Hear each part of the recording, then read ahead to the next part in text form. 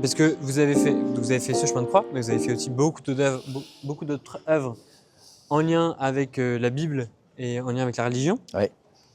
Et quel rapport vous avez au texte en tant que tel quand vous devez représenter une œuvre qui se base sur un texte biblique? J'essaie d'être fidèle.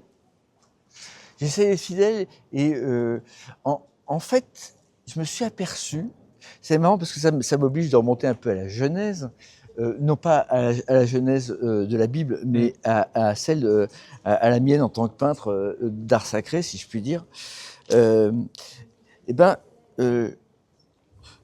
Le galériste, la galerie Guillaume, m'avait demandé si je voulais faire une exposition sur la résurrection. Et je lui ai dit oui, parce que je rêvais dans une galerie. Et le truc, c'est que j'avais pas prévu que j'aurais une sorte d'angoisse, parce que qui étais-je pour en parler, quoi. Qu'est-ce que j'allais bien raconter, voilà. Et je me suis rappelé qu'en fait, j'avais eu ce moment dans ma vie, moment de rencontre et de bascule, où les choses avaient été changées, et j'avais, comment dirais-je, bénéficié d'une conversion du regard sur moi-même, ce qui s'appelle en fait une conversion, hein. C'est la conversion du regard, hein, sur moi-même et sur les autres. Et je me suis dit, en fait, en lisant justement ce qui arrive à Pierre, c'est aujourd'hui qu'il renie, hein, ce qui lui arrive, c'est que, eh bien, son amour pour le Seigneur est purifié parce qu'il lui pardonne. Mais c'est pareil pour Madeleine, son amour dans le ne me touche pas est purifié. Et en fait, c'est ce chemin de purification que le Christ se propose de nous faire emprunter pour que nos vies soient changées. Et je me suis dit, à ce titre, en fait, je suis comme eux, dans le sens où non pas un être d'exception, mais un gars lambda transformé.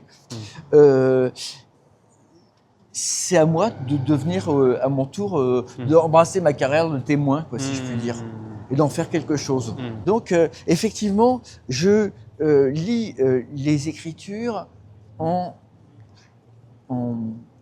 scrutant les moments où la vie des gens, la vie est transformée. Et c'est vraiment étonnant, quoi. En fait, ce qu'il y a, et ce que je représente assez régulièrement, c'est la surprise. Zaché, il est sur le cul, quoi. Voilà, c'est ce que les Anglais appellent to wonder, c'est-à-dire c'est s'étonner, mais c'est aussi s'émerveiller. C'est-à-dire, on retrouve ça aussi dans les psaumes. Quand dans le psaume 23, c'est ma coupe est débordante. Et ben voilà, on en reçoit plus que notre capacité à en stocker, si je puis dire. Donc il faut redonner. Donc c'est tout. On rentre dans une relation. On n'est plus l'homme seul que j'ai été.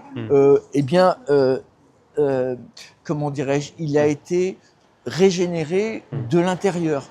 Alors, voilà, c'est cette relation-là qui est renée, qui a, comment dirais-je, qui a changé la blessure qui m'a fait au départ essayer de peindre d'une manière un peu désordonnée, dans le sens où c'était l'idée d'exister, il fallait que je peigne, donc que ça se voit, machin, voilà.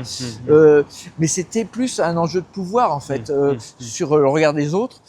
Et en fait, le moment biblique dans ma vie, de ce moment de rencontre, ça m'a permis que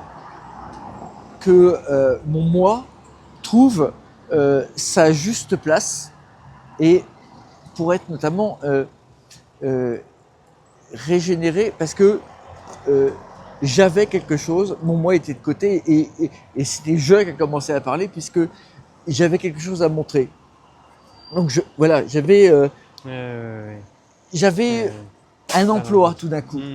Et non plus, c'était plus un travail, c'était plus comment dirais-je, je ne me montrais plus, c'était plus, on sortait du selfie pour aller, pour montrer la relation qui change la vie, quoi. Voilà. Alors c'est un travail effectivement d'art sacré, mais c'est tout peut être revu à l'aune du changement du cœur. Je vous le dis, vous voyez plus une table du petit déjeuner pareil, parce que vous allez chercher la lumière. Mais c'est pareil dans les évangiles, vous allez chercher la lumière, oui, la source, le vivant. Je sais que le jour de ma conversion, c'est étonnant parce que j'ai reçu l'équivalence en lumière. C'était une lumière intérieure, bien sûr, silencieuse et pourtant extrêmement présente et vraiment émerveillante. Et en même temps, il faisait beau ce jour-là. Les deux mis ensemble, c'était une traduction. Donc voilà, c'était tout d'un coup, oui, j'avais l'équivalence entre lumière et amour. Et donc cette expérience que vous avez vécue, c'est ce que vous essayez de retransmettre dans vos tableaux, J'essaye même pas. Ouais. En fait, je chope des trucs dans la vie qui font écho à ça, et je suis surpris par ça, et je me dis, ok, c'est ce qu'il faut que je fasse. C'est pour moi. Ce qu'on a de plus important à montrer, c'est ça la base de l'art. En fait, c'est le cœur qui parle, l'art. Donc c'est ce qui vous a plus ému dans la vie, positivement, négativement, c'est ça que vous allez montrer. Et le but, c'est de donner une forme cohérente à tout ça, quoi, qui coïncide avec l'esprit qui vous anime. Mais et ça peut être un esprit d'ironie, de destruction, hein, et ça peut être terrible. Mais c'est sûr que si on oublie l'invisible, est-ce encore de l'art? Je ne sais pas. Pour moi, non. Ou pas beaucoup, quoi. Il manque un truc, il manque une dimension. C'est comme l'amour, je veux dire, ça se voit pas, l'amour.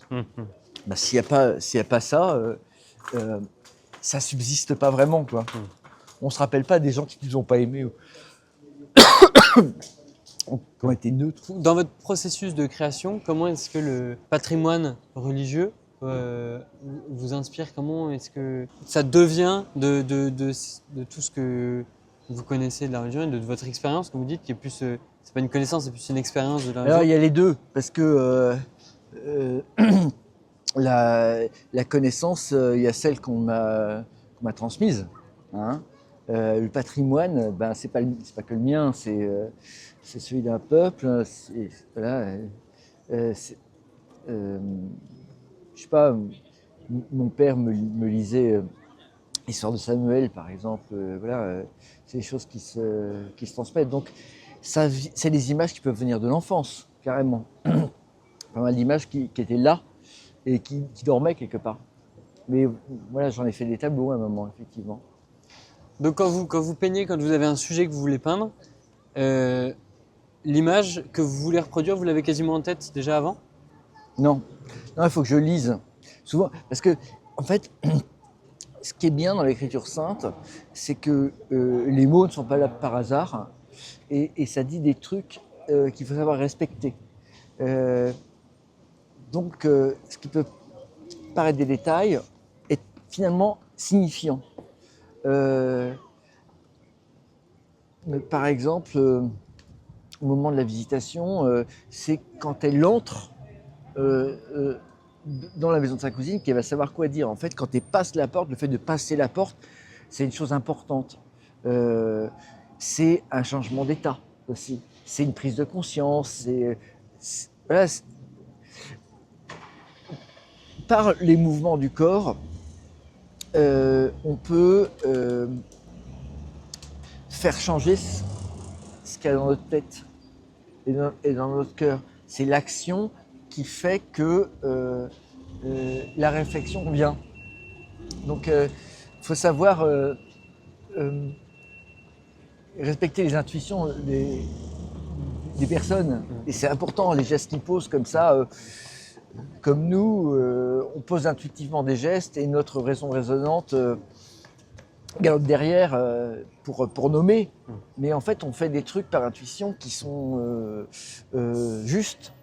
Et on ne saurait pas, tant qu'on ne l'a pas fait, on ne saurait pas se le dire que c'est le geste juste qui est posé. Et ça, vous le trouvez, c'est l'importance de détails comme ça, vous le trouvez dans le texte? Ah ouais, oui, tout à fait. Texte et liturgie, je dirais aussi. Par exemple, le fait que le Christ donne sa vie avant qu'on la lui prenne ou qu'on l'arrête, c'est hyper important. Et voilà, c'est le genre de choses qui...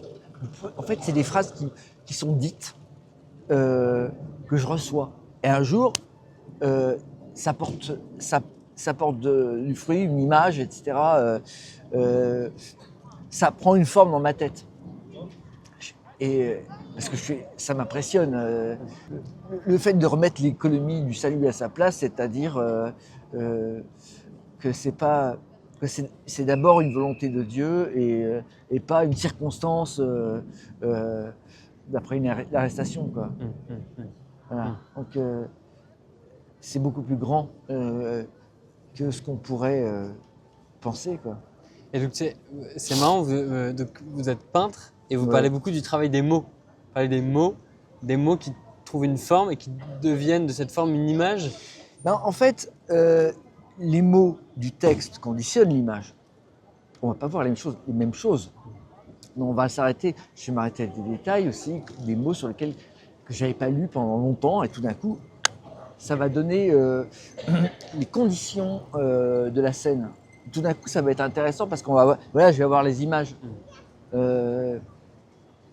Mais ce que je disais, c'est que aussi, il y a le côté art sacré, et puis il y a, en fait, fondamentalement,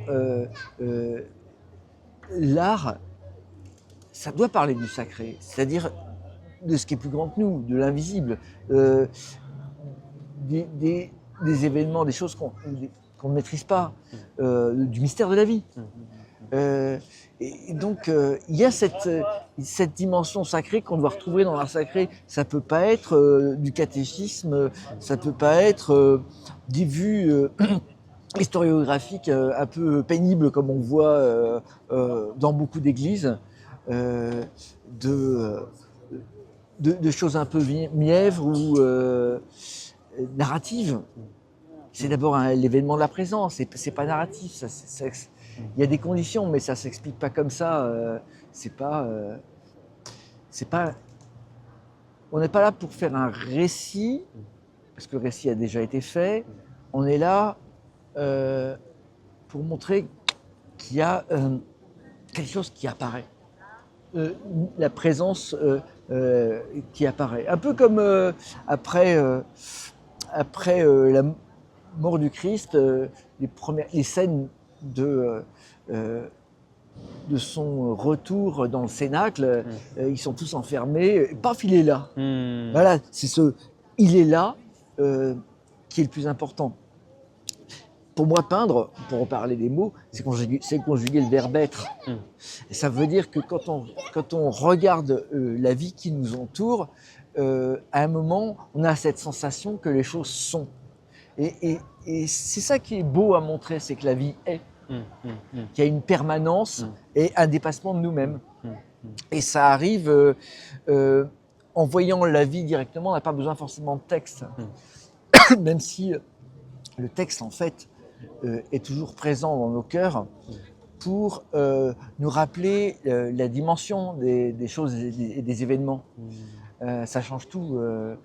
Je parlais tout à l'heure du temps linéaire ou un temps qui serait autre, qui serait un temps prophétique, c'est-à-dire un temps qui rappelle les événements qui ont eu lieu. Voilà, ça c'est vrai. On fonctionne toujours là-dedans. Ça a déjà eu lieu et en fait, ça se rejoue non pas comme le retour du retour du mal, mais au contraire, une présence à laquelle on peut tourner le dos, mais qui fondamentalement est toujours là. C'est nous qui changeons la donne. C'est vrai qu'on se retourne beaucoup et qu'on dit non et que Nietzsche est là pour en témoigner. Mais il y a aussi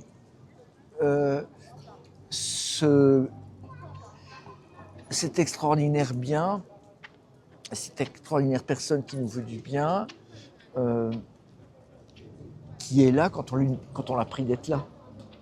Un peu comme le jour, ou plutôt le soir d'Emmaüs, où les deux gus qui sont peut-être un peu fatigués en voyant la journée qui tombe, lui demandent de rester. Et c'est très drôle parce que c'est la seule fois où le Christ fait un truc, il fait semblant d'aller plus loin. C'est pour laisser un espace de temps aux deux compagnons d'Emmaüs de pouvoir le prier.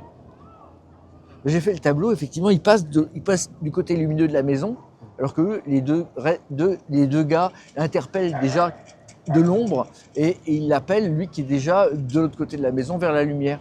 Et reste avec nous, voilà. Comme pour rappeler la lumière. Rappeler la lumière. Non, c'est un phénomène naturel qui n'est pas. Comment dire, c'est pas. Là, en fait, ce qui est symbolique provient du naturel. Dieu fait pas de magie. Les éléments sont là, quoi.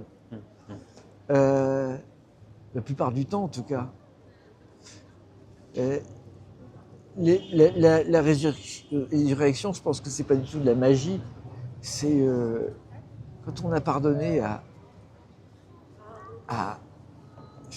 à l'humanité pour tout le temps que l'humanité subsistera, on n'est plus taché par le péché et il y a quelque chose qui vous permet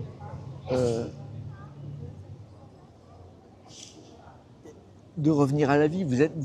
Il était en condition pour le faire, je ne sais pas, parce que c'est mystérieux et je ne saurais pas l'expliquer. Mais enfin, je vois bien que cette force que j'ai rencontrée un jour, ben, elle est. Et donc ça peut se peindre, ça peut se trouver n'importe où, n'importe quand. Donc ça fait de moi une sorte de guetteur, voilà, d'ailleurs. Vous avez parlé justement de cette dimension de l'être, vous avez dit peindre, pour moi c'est conjuguer le verbe être. Oui. Et on parle aussi de l'art comme presque un événement recréateur, quelque chose qui se rapproche du mouvement de création de Dieu. Est-ce que vous le voyez comme ça? Comment vous le voyez par rapport à... Ou c'est témoigner de cet acte créateur? Ben, en fait, c'est donner une forme. Alors effectivement, quand on parle de la vie, on est dans la vie même. Quelque chose comme ça. On touche au cœur de la vie quand on essaye de parler de ça. C'est comme essayer d'aimer, c'est déjà aimer. Vous voyez? Il y a ce même rapport-là avec l'art. On est déjà dans une autre dimension. D'ailleurs, il n'y a que deux dimensions. On sort du cadre de la vie pour reparler de la vie. Donc on est dans un exercice quasi sacré qui parle de l'être et d'une autre. En fait, voilà, beaucoup de peintres pensent parler de l'être en ne parlant que de ce qu'ils voient, mais en fait, ils parlent d'eux-mêmes autant, donc il faut le savoir, quoi. Donc il faut être au diapason de ça. C'est donc l'intérêt à peindre, c'est pas la chose qu'on voit, c'est la relation que l'on entretient avec la chose. Et là, ça devient passionnant. Il y a quelque chose de la vie, là. De la vie, non pas de solitude, mais de la vie partagée. c'est là. En fait, on sait pas intellectuel quand on sait ça. C'est juste quand on est ému de ce qu'on voit. Mais c'est ça l'idée de la beauté. C'est un signe de la relation. Après, on est rarement. Je sais pas, on est différemment beau par rapport à ce qu'on a vu, quoi. On fait. C'est différent. C'est un autre terrain. Le terrain de l'image, le terrain de la matière, de la peinture par rapport à la beauté qu'on a vue et dont on cherche à témoigner. Mais je pense que c'est mu par l'esprit, le même esprit, et un esprit commun, esprit de création ou de recréation. Et ça participe, si on doit parler comme un chrétien, à la même communion. C'est marrant, vous dites que la beauté a lieu dans la relation. On pourrait avoir une image de la beauté comme quelque chose de très éloigné, très distant. Parce que ça vous touche. Oui, la beauté, c'est pas un truc. Oui, c'est un phénomène de relation. C'est comme l'identité. C'est pas vous qui vous donnez votre identité. C'est le rapport à l'autre. C'est l'autre qui vous donne votre identité en vous regardant. C'est mon identité qui a été transformée le jour où j'ai pu me bénir moi-même au lieu de me maudire. Ça change inconsciemment. Et ça change la vie et c'est relationnel. Donc oui, c'est ça. Disons que la relation elle est partout. Je dirais, on parlait de théière et de lumière sur cette théière, c'est relationnel. Mais sachant, ça change la donne de savoir que c'est relationnel et c'est pas juste une pauvre théière isolée sur une table. Non, elle est mise en relation avec le reste du cosmos grâce à la lumière solaire. Ça a l'air prosaïque, mais en fait c'est pas mal. Et peut-être une dernière question. Vous parliez d'être fidèle dans les peintures que vous faites, d'être fidèle au texte biblique. Ouais. Et ça, j'ai pas inventé, il y a mieux que nous. Je ne sais pas si vous vous classifiez, si vous mettez dans une case, mais je ne dirais pas que vous faites de la peinture non plus réaliste. Non. Et donc, comment justement on est fidèle au texte sans être réaliste? Parce que vous pouvez être ému par le texte, par ce que le texte décrit, et il faut être fidèle à l'émotion que vous avez reçue et à l'image que vous avez eue, parce que c'est juste la vôtre. C'est votre point de vue, et bon, voilà, en gros, si vous l'avez vu, c'est pour votre pomme en tant qu'artiste, c'est ça, c'est à vous de le faire. Ces témoignages que vous devez rendre, c'est pas... pas chercher à juger ça, faut le faire. Après, c'est un chemin, on peut se planter, mais c'est le chemin de l'étonnement, il faut respecter ça en soi. C'est sûr qu'il ne faut pas contredire ce qu'on a lu, quoi. Et genre, je sais mieux. Non, ça n'a pas intérêt, on va pas loin. Mais voilà, en fait, ce qui est très étonnant, c'est que les images qu'on reçoit, en fait, c'est pas forcément celles des autres. Donc, il faut mettre sa petite pierre à l'édifice de la compréhension des événements, voilà, par nous humains, quoi. On sait pas le niveau, mais il faut le faire. Super.